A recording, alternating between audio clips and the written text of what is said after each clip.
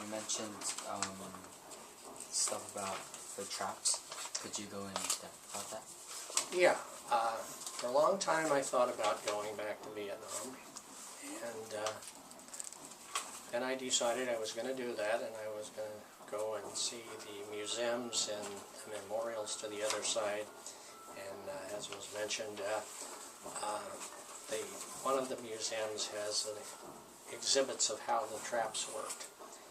And there were the kind that, and they of course would be over a pit and then covered with leaves, and if somebody on the ground walked over there, they would fall in the pit.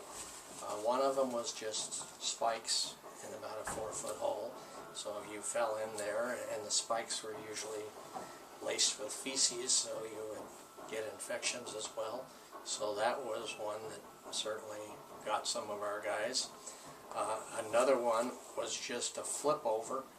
If you stepped on one end of it, the other end would flip over, and it had spikes through it, so the end that came up would hit you in the head with the spikes.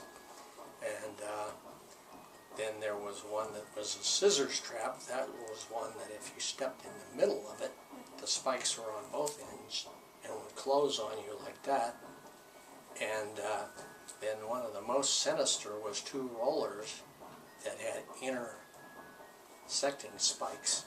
So if somebody stepped into that and went into the pit below, they'd be pierced from foot to head as they went into the pit.